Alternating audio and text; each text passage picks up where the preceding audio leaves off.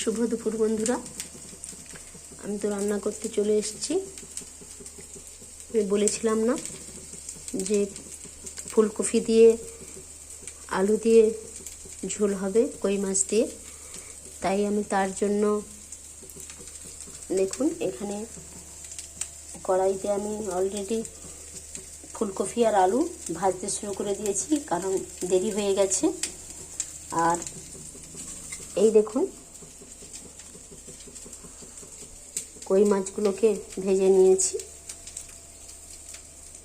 আর এই পাশে তো বলেইছিলাম যে পুঁটি মাছগুলোকে গরম গরম ভাজা খাওয়া হবে, তাই পুঁটি মাছগুলোকে ভেজে নিয়েছি আর কই মাছগুলোকে ভেজে নিয়েছি ঝোলে দেওয়ার জন্য। আর আমি এই পেস্ট করেছি পেঁয়াজ, জিরে, একটু অল্প করে ধনে দিয়েছি, দিয়ে আমি এই পেস্টটা বানিয়ে নিয়েছি। কড়াইতে তেল দিয়ে দিয়েছি আর ফুলকপি আলুগুলো ভেজেছিলাম সেগুলোকে তুলে রেখে দিয়েছি।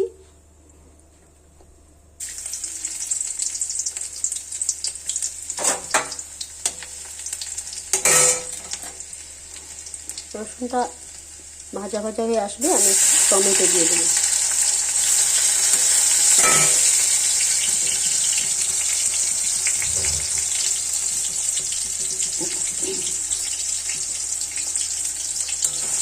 টমেটোটা একটু নাড়াচাড়ার পর আমি একটু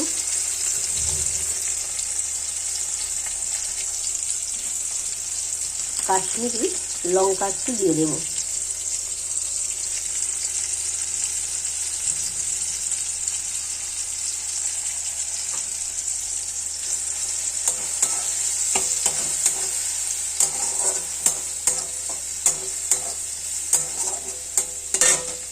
আজকে বিশেষ কিছু হয় না, কারণ মেয়ের নাইট ছিল, নাইট করে এসছে, বিশেষ কিছু খাবে না।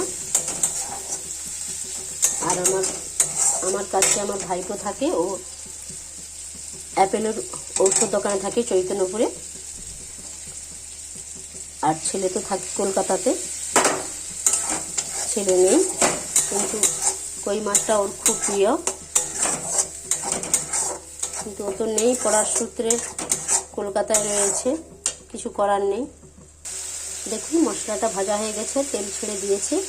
এবার আমি ফুলকপি আলুটা দিয়ে দেবো, দিয়ে আমি কিছুটা সময় নাড়ানাড়ি করব, করে তারপরে আমি জল দেব। দেখুন মাছ দিয়ে দিয়েছি, ঝোলটা প্রায় কমপ্লিট হয়ে গেছে, এবার ঢেলে নেব।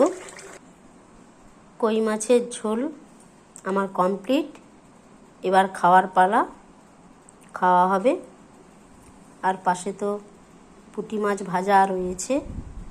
আজকে তো এই পর্যন্ত, আর একটু পেঁপে সিদ্ধ দেওয়া হয়েছে, আজকে আর বিশেষ কিছু হয় না, এই পর্যন্ত।